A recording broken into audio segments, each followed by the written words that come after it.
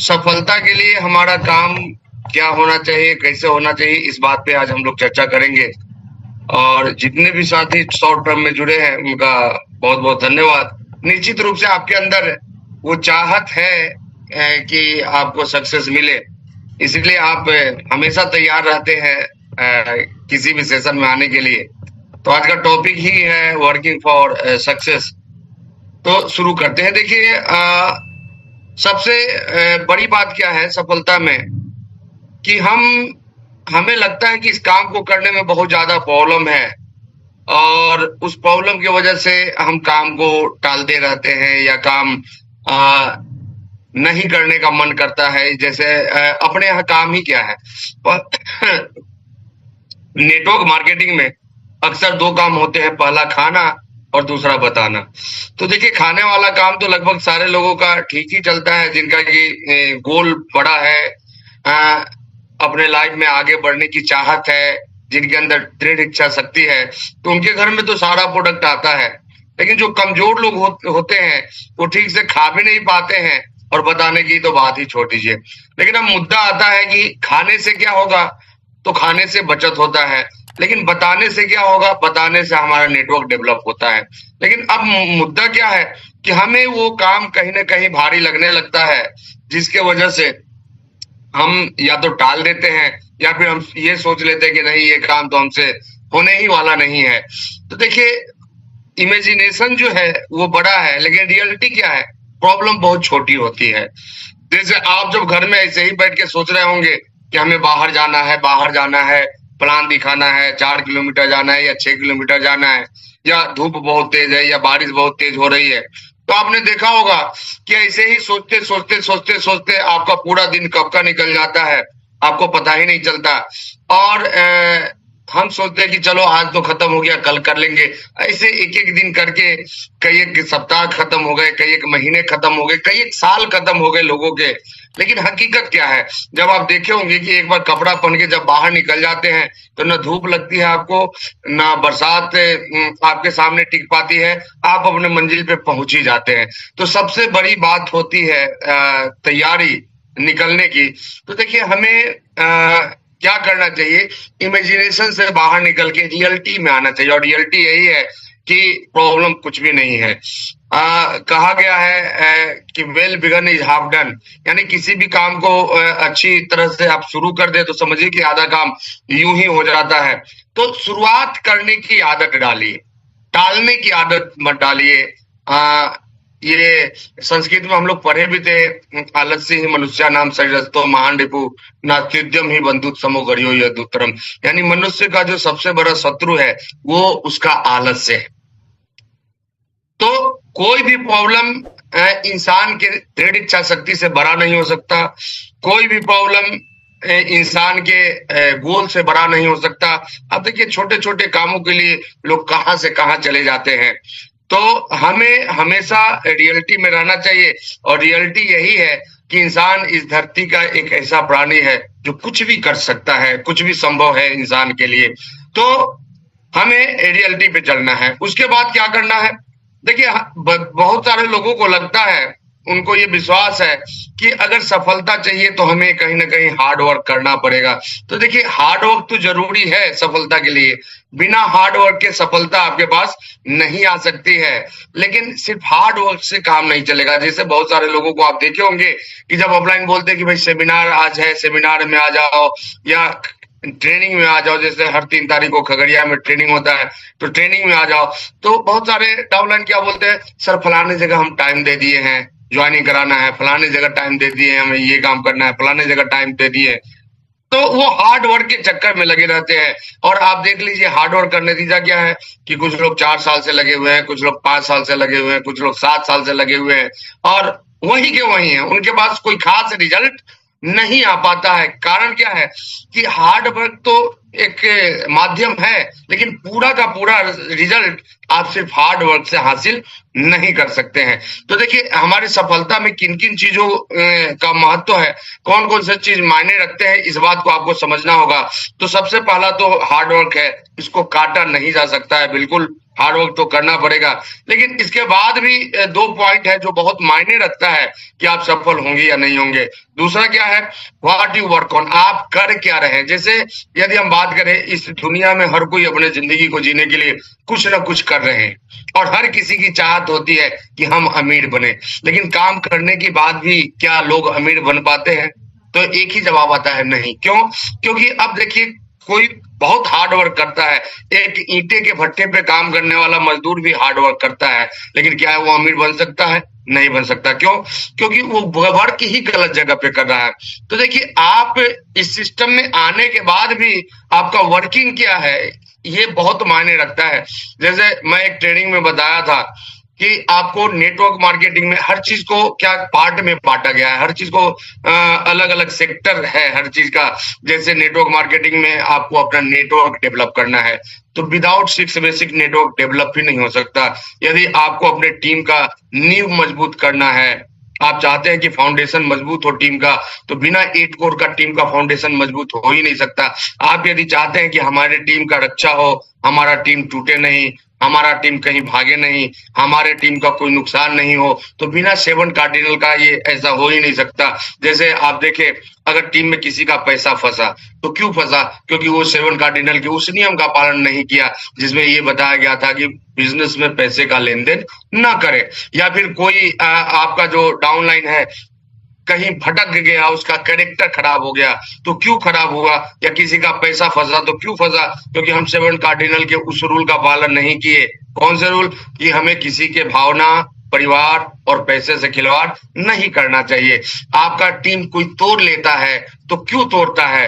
क्योंकि आपने 7 कार्डिनल के उस रूल का पालन नहीं किया कि बिजनेस में एक क्रॉस लाइन से संपर्क न रखे, क्रॉस लाइन से बिजनेस की बात ना करे। आप खुद सोच के देखिए साथियों कि आपको कैसे पता चला कि आपका अपलाइन खराब है? तो कहीं ना कहीं वो क्रॉस लाइन आपको बताया कि आपके अपलाइन का कार्यशैली ठीक नहीं है, आपका अपलाइन हमेशा घर में सोया रहता है, आपका अपलाइन ऐसा है, आप फंस गए हैं, आप मेरे टीम में आ जाइए, हम आपको 3 महीने में लीडरशिप पहुंचा देंगे, 4 महीने में हम आपको रॉयल्टी बता देंगे।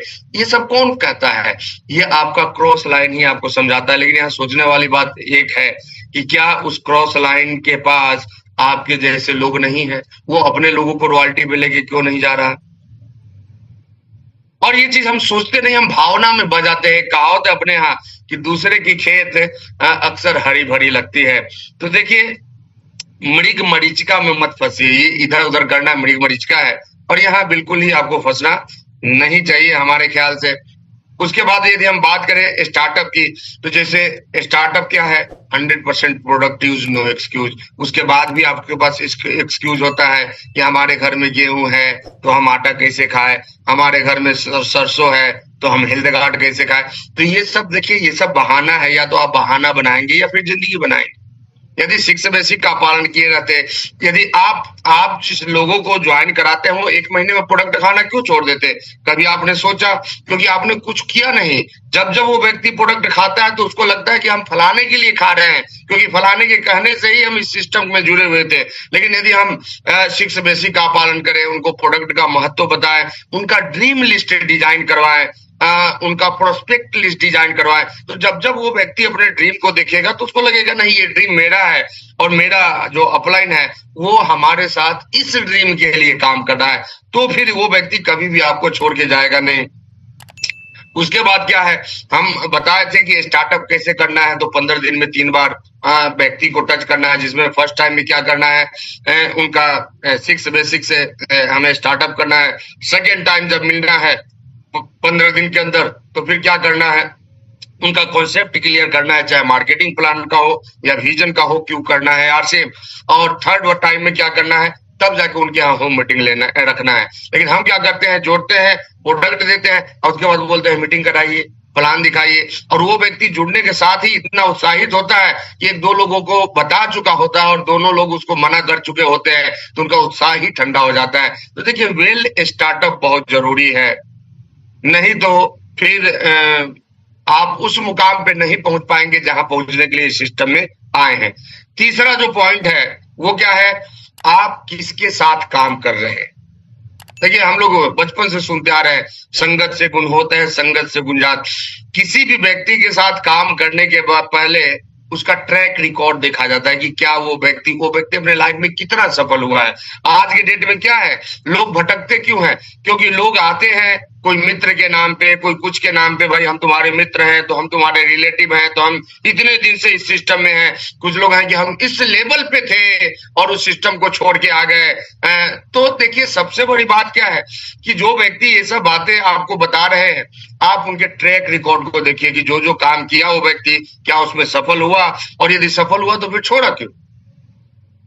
तो ये चीज हम कहीं ना कहीं इग्नोर कर देते हैं, और यही रीजन है कि हम फेल्योर व्यक्ति के साथ अपने जीवन का कीमती कुछ महीना या कुछ साल गंवा देते हैं, और उसके बाद सिस्टम पर से हमारा विश्वास उठ जाता है। तो देखिए अगर आपको रियली में सक्सेस चाहिए तो ये 3 पॉइंट को नजर में रखना होगा। पहला है हार्ड वर्क, दूसरा है आप काम कौन सा कर रहे हैं, कैसे कर रहे हैं, और तीसरा है किसके साथ काम कर रहे हैं। देखिए आपके पास अपलाइनों की कमी नहीं है। अपलाइन का मतलब ऊपर का लाइन। आपको लगता है कि हम जिसके साथ काम कर रहे हैं वो उस व्यक्ति का ट्रैक रिकॉर्ड ठीक नहीं है, आप अपने ऊपर वाले को पकड़िए। वैसे भी हमारा 10 वर्किंग स्टाइल क्या कहता है, आपको 4 अपलाइन के संपर्क में रहना चाहिए, और ये 4 कहां से होने चाहिए? जो सबसे ऊपर वाला अपलाइन है आपका, जिससे आपका डायरेक्ट संपर्क है, उसके नीचे 4, आपसे ऊपर 4 नहीं। तो इस बात का विशेष ध्यान देना है आपको। यदि एक्चुअली आप अपने लाइफ में सक्सेस को लाना चाहते हैं, देखिए एक चीज हमेशा याद रखिए, आप जब तक आप अपने आप को नहीं बदलेंगे आपका रिजल्ट नहीं बदलेगा। आप देखे होंगे कि गर्मी के दिन में भी अगर किसी लड़के की शादी होती है तो वो शेरवानी पहनता है कि नहीं पहनता है? और जो शेरवानी पहनता है दुल्हन उसी को मिलती है। क्या गर्मी उसको नहीं लगता है? क्या गर्मी सिर्फ आप ही को लगता है? लेकिन उसको पता है कि शेरवानी नहीं पहनेंगे, उसको कष्ट होता है, उसको पसीना निकलता है, फिर भी वो दूल्हा शेरवानी पहनता है, और देखिए उसको अपॉर्चुनिटी में दुल्हन मिलती है कि नहीं मिलती है। तो अच्छा लगे या ना लगे, लेकिन सिस्टम को आपको फॉलो करना पड़ेगा, क्योंकि सिस्टम सर्वमान्य है। सिस्टम से आगे आप नहीं निकल सकते, आप रूल्स को तोड़ नहीं सकते। इस बात का विशेष ध्यान आपको देना है। उसके बाद यदि हम बात करें तो आप कौन से ग्रुप से संबंध रखते हैं, इस बात को देखना है आपको। क्या आप वैसे लीडर में से हैं जो अपने जगह पे नंबर 1 बनने का प्रयास करते हैं या अपने आप को नंबर 1 मानते हैं, या वैसे ग्रुप में आप रहना, वैसे साथियों के साथ रहना पसंद करते हैं जो जहां पे आपसे भी ऊपर ऊपर के लोग हैं और वहां से बेस्ट आप लर्न करना चाहते हैं। तो देखिए आप अपने एटीट्यूड को देखिए, आप अपने आदतों को देखिए, हैबिट को देखिए कि क्या आप अपने आप को नंबर 1 मानते हैं अपने क्लास में, आप नंबर 1 मानने वाले में से हैं या नंबर 1 से सीखने वाले में से हैं। तो यदि मानने वाले से है तो फिर आपका ग्रोथ वहीं पे रुक जाएगा, और यदि आप सीखने वाले से हैं तो कोई आपको आगे बढ़ने से रोक नहीं सकता। साथियों मैं एक उदाहरण दे रहा हूं कि देखिए जीवन में जब भी मौका मिले तो स्टूडेंट बनिए, विद्यार्थी बनिए, शिक्षक मत बनिए। क्योंकि आप अक्सर देखे होंगे शिक्षक को, जो प्राइमरी के टीचर हैं, शिक्षक होते हैं प्राइमरी क्लास के स्कूल के, वो प्राइमरी में ही ज्वाइन करते हैं और प्राइमरी से ही रिटायर करते हैं। सेकेंडरी वाले सेकेंडरी में ज्वाइन करते हैं, सेकेंडरी से ही रिटायर करते हैं। कॉलेज वाले कॉलेज में ज्वाइन करके वहीं से रिटायर कर जाते हैं। लेकिन एक स्टूडेंट प्री नर्सरी में ज्वाइन करता है, कोई डॉक्टर बन के निकलता है, कोई इंजीनियर बन के निकलता है, कोई साइंटिस्ट बन के निकलता है, कोई आईएएस बन के निकलता है, कोई आईपीएस बन के निकलता है। तो स्टूडेंट बनने पे आपके पास अपॉर्चुनिटी बहुत ज्यादा है। तो हमेशा सीखने पे फोकस कीजिए, अपने आप को साबित करने पे फोकस मत कीजिए कि हम तो क्लास 1 है, हम अपने क्लास में नंबर 1 है, अब हमसे ज्यादा कोई नहीं जानता। कहा गया है परफेक्शन इज पैरालिसिस। तो परफेक्शन एंड सेटिस्फेक्शन दोनों आपको क्या करता है, पैरालाइज कर देता है। आप सेटिस्फेक्शन क्या कर देगा, आपको ड्रीम बनाने नहीं देगा, और परफेक्शन क्या करेगा, आपको सीखने नहीं देगा। और सीखना बंद तो जीतना बंद, ऐसा बताया जाता है। तो सीखते रहिए, हमेशा अपने अपलाइन के संपर्क में रहिए, हमेशा उन गुरुओं के संपर्क में रहिए जो टाइम टाइम पे आपको सिखाते रहते हैं। इसलिए जूम मीटिंग में आना, किताब पढ़ना, बेसिक कोर कार्डिनल का फॉलो करना, फिर अपना जो सफलता की 21 सिद्धांत आदरणीय टीसी सर के द्वारा बताया गया है, उन सिद्धांतों पे चलना। देखिए कहीं भी रहना महत्वपूर्ण नहीं, आप इस मीटिंग में हैं तो आपकी सफलता होगी, ये इस बात की गारंटी नहीं है। लेकिन इस मीटिंग के कंटेंट को यदि आप अपना लेते हैं, उसको यदि अपने जीवन में लागू कर लेते हैं, तो फिर आपको सफल होने से कोई रोक नहीं सकता। क्योंकि साथियों, नॉलेज जो होता है वो क्या है, जस्ट लाइक ए इंफॉर्मेशन है। अभी जो मेरी बातें हैं वो इंफॉर्मेशन है, जो किताब की बातें वो इंफॉर्मेशन है। ये काम कब करेगा, जब इम्प्लीमेंटेशन होगा। तो आप जो भी सीखिए उसको अपने लाइफ में इम्प्लीमेंट कीजिए, तब जाके बेटर रिजल्ट आएगा। नहीं तो फिर आप भी उन भटकने वालों में से हो जाएंगे जो 7 साल 8 साल से हैं और अपने आप को बताते हैं कि हमको तो बहुत आता, अब हमें सीखने की जरूरत नहीं है। खुद भी भटकते हैं और लोगों को भी भटकाते हैं। तो हमें ध्यान देना चाहिए इन सब बातों पे, तब जाके लाइफ में आगे बढ़ना चाहिए। देखिए, बहुत सारे लोगों को बहुत सारी गलतफहमियां हो जाती है। वो मंदिर वाला कहानी आपने सुना होगा, जो गधे के ऊपर था। एक गधा था, तो एक धोबी को आइडिया आया कि क्यों ना गधे के ऊपर एक भगवान का मंदिर रख दिया जाए। और मंदिर रख दिया और घर घर घूमता था, तो लोग गधे को खूब खिलाते भी थे और मंदिर पे पैसा पहुंचाते भी थे। तो ऐसे ही दिनचर्या चलते रहा, धोबी का भी इनकम बढ़ गया और गधे को भी अच्छा अच्छा खाने को मिल रहा था। तो एक दिन गधे को लगा कि जब लोग इतना अच्छा खिलाते हैं, टीका करते हैं, आरती उतारते हैं, तो फिर ये धोबी का मंदिर क्यों ढोते रहते हैं। और एक दिन वो क्या किया, बिना मंदिर का ही निकल गया और आदत के हिसाब से किसी के दरवाजे पे जाके ढेंचू ढेंचू करने लगा। सुबह का समय था, वो व्यक्ति निकला, देखा कि एक गधा चिल्ला रहा है, वो लाठी लेके आया और गधे को पीटना चालू कर दिया। तो देखिए, गधे को भ्रम था कि लोग हमारी पूजा करते हैं। हकीकत क्या था, गधे के ऊपर जो भारी सा मंदिर था, लोग उसकी वजह से गधे का पूजा किया करते थे। तो ऐसा भ्रम बहुत सारे साथियों को हो जाता है। तो हमें इस भ्रम से बाहर रहना है। बहुत सारे साथी करोड़पति बनने उस कंपनी में जाते हैं जो कंपनी ही करोड़ों की नहीं। तो देखिए, ये सब भ्रम है और भ्रम जाल से बाहर निकलिए, वास्तविकता के दुनिया में आइए। आपको नंबर 1 कौन बना सकता है, जो ऑलरेडी नंबर 1 है। चाहे मामला प्रोडक्ट का हो, मामला डिलीवरी सेंटर का हो, मामला नंबर ऑफ डिस्ट्रीब्यूटर का हो, मामला उद्देश्यों का हो, तो बहुत सारा चीज देखा जाता है। तो हमेशा आप उन सहयोगी के साथ रहने का प्रयास कीजिए जो बेस्ट सीखने पे फोकस करते हैं, बेस्ट बनने का जो फोकस करते हैं, उन पे ज्यादा ध्यान नहीं दीजिए। साथ में बिजनेस में 2 चीज है, एक है कंसिस्टेंसी और एक है इंटेंसिटी। देखिए, इंटेंसिटी में बिजनेस बढ़ता तो है लेकिन ज्यादा दिन तक नहीं चलता। वो बढ़ेगा और धीरे धीरे धीरे धीरे क्या होता है, जोश खत्म होते जाता है, तीव्रता आपकी घटती जाती है और बिजनेस पहले सप्ताह खूब हुआ, उसके बाद फिर कम होगा, उसके बाद और कम, उसके बाद और कम, और धीरे धीरे आपकी सारी एनर्जी ड्रेन हो जाती है। ऐसा इंटेंसिटी में होता है। लेकिन कंसिस्टेंसी में क्या होता है, आप एक बार जो शुरू करते हैं वो लगातार चलते रहता है। ये स्टेप बाय स्टेप है। जैसे हम छत पे जब जाते हैं किसी मकान पे, तो सीढ़ियों पे करते क्या है, पहले एक पैर रखते हैं, उसके बाद उसको जमाते हैं, फिर दूसरा पैर आगे बढ़ाते हैं ऊपर वाले स्टेप पे, फिर उसको रखते हैं, फिर उसको जमाते हैं, फिर तीसरा पैर उसके आगे वाले स्टेप पे रखते हैं, फिर उसको जमाते हैं, फिर आगे बढ़ाते हैं। ऐसा कभी हुआ कि बिना पैर जमाए आप अगले पैर को उठा ले? और ऐसा करके देखें, आपको पता चलेगा कि कहीं ना कहीं आप सीढ़ी पे गिर गए। तो साथियों, आप बिजनेस में क्यों गिरते हैं? क्योंकि आपके बिजनेस में कंसिस्टेंसी नहीं है। चाहे वो कंसिस्टेंसी बाहर निकलने का हो, चाहे वो कंसिस्टेंसी मीटिंग सेमिनार अटेंड करने का हो, ट्रेनिंग अटेंड करने का हो, चाहे वो कंसिस्टेंसी किताब पढ़ने का हो, चाहे वो कंसिस्टेंसी प्लान दिखाने का हो, चाहे वो कंसिस्टेंसी होम मीटिंग लेने का हो। तो देखिए, बिजनेस कंसिस्टेंसी से चलता है। आज आप जिंदा हैं, क्यों हैं? क्योंकि ये कंसिस्टेंसी के साथ सांस ले रहे हैं, कंसिस्टेंसी के साथ खाना खा रहे हैं। आप क्या कीजिए, एक ही दिन 200-400 रोटी खा लीजिए और 1 महीना कुछ मत खाइए। क्या आप जिंदा रह पाएंगे? थोड़ा सोच के देखिए, आप इस मुद्दे पे विचार कीजिए।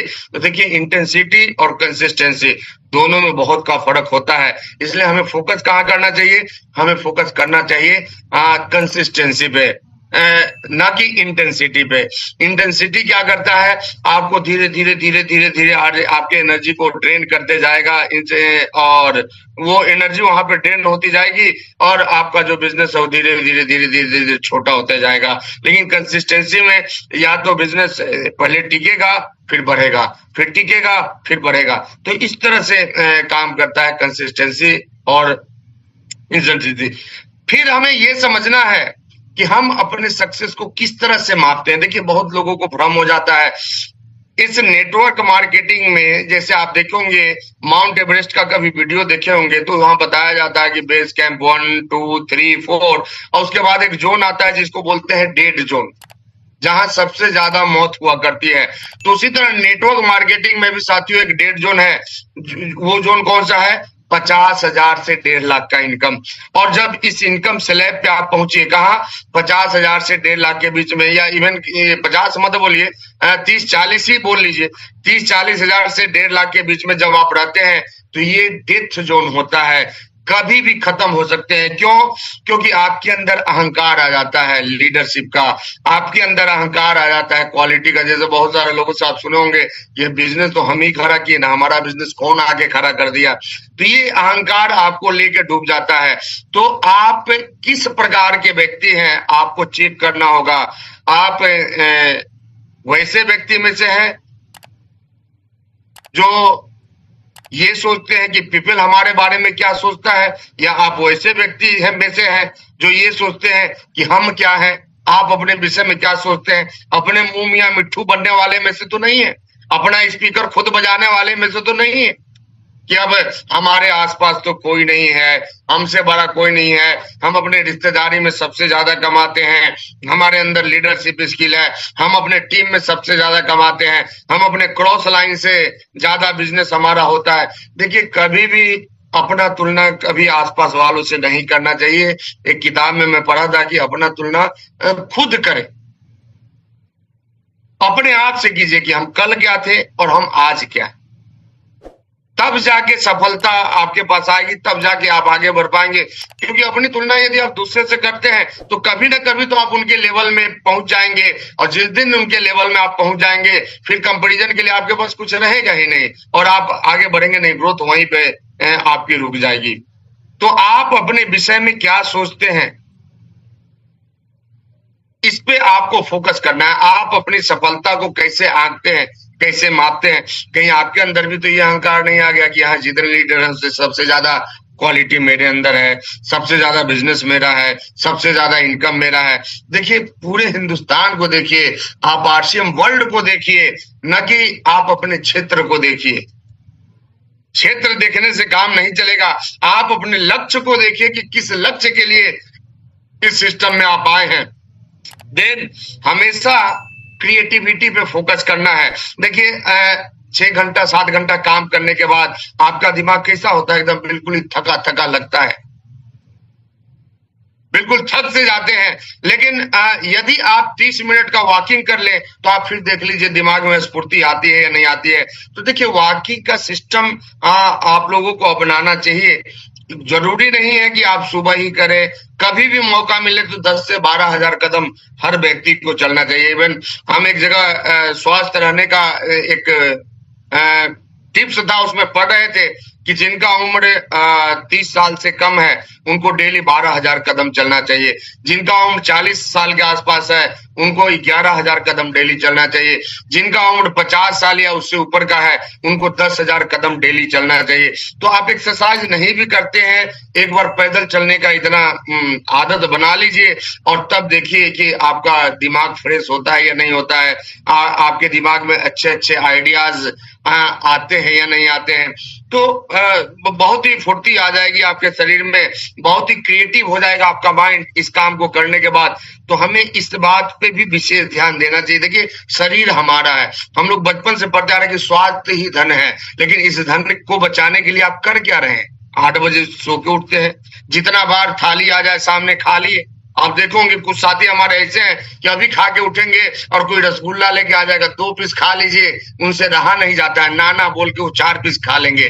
देखिए, शरीर आपका है, ये माल गोदाम नहीं है कि जो आया उसको भर लिए। भोपाल के ट्रेनिंग में हम लोगों को सिखाया गया था कि जब भूख लगे तभी खाइए, चाहे कितना ही अच्छा आइटम आपके सामने क्यों ना आ जाए। और खाना कैसा खाना चाहिए, तो खाना हेल्दी खाना चाहिए। जैसे एक बार बात हो रही थी आदरणीय सुरेंद्र सर से, तो हम बोले कि सर खाना हम लोगों का टाइम पे हो कहाँ पाता है, खाने के टाइम पे तो मीटिंग होता है। तो वो बोले कि सेव रखो, केला रखो, इसको खाओ। तो हम बोले कि सर हमारे यहाँ खाना तो रोटी और चावल को बोला जाता है, सेव और केला को हम लोग कहाँ खाना समझते हैं। तो वो बोले कि देखिए देखो, रोटी और चावल ये तो मन का खाना है, पेट थोड़ी ही रोटी और चावल मांगता है, पेट में तो कुछ भी डाल हो जाएगा। तो आप सेव भी खाएंगे तो पेट डिमांड नहीं करता है कि हमें ये चाहिए, आपका मन डिमांड करता है कि आज पालक पनीर होना चाहिए, कल मटर पनीर होना चाहिए, तो पकौड़ी बनना चाहिए, तो आज समोसा खाते हैं, जलेबी खाते हैं। ये आपका मन डिमांड करता है, ये पेट कभी डिमांड नहीं करता। तो हेल्दी खाएंगे, शरीर हेल्दी रहेगा, शरीर हेल्दी रहेगा तो माइंड उस शरीर के अंदर ही आता है, आपका माइंड हेल्दी रहेगा, और माइंड हेल्दी रहेगा तभी अच्छे विचार को आप एक्सेप्ट कर पाएंगे, नहीं तो हर अच्छा विचार आपको कहीं ना कहीं बुरा लगेगा। तो इस चीज का विशेष ध्यान देना है साथियों। यदि क्रिएटिविटी को बढ़ाना है तो वॉकिंग कंपलसरी है, इसको तो करना ही पड़ेगा आपको, क्योंकि इससे हम भाग नहीं सकते हैं। और यदि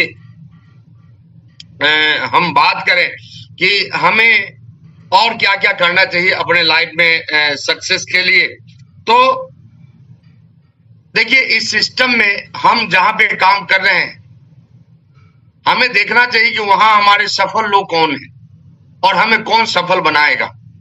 तो जाहिर सी बात है कि हम जिस व्यक्ति को फॉलो करेंगे वैसी ही सफलता हमारे पास आने वाली है। तो हमें इस बात का विशेष ध्यान रखना होगा कि हमारा संगत क्या है, हमारा उठना बैठना किन लोगों के साथ होता है। और एक चीज हमेशा याद रखिए, इस सिस्टम में पैसा तारीफ करने का मिलता है, शिकायत करने का पैसा नहीं मिलता है। हम बहुत सारे साथियों के अंदर आदत है कि जब दूसरे के टीम के साथ बैठेंगे या अपलाइन के साथ बैठेंगे तो 1000 निगेटिव बात बोल देंगे, और अपने टीम के साथ बैठेंगे तो बिल्कुल शांति रहते हैं। तो देखिए शिकायत करेंगे तो काम चलने वाला नहीं है। तो शिकायत करने वाली आदत आपको क्या करना चाहिए, बिल्कुल ही टाल देना चाहिए। तो ये छोटे छोटे मंत्र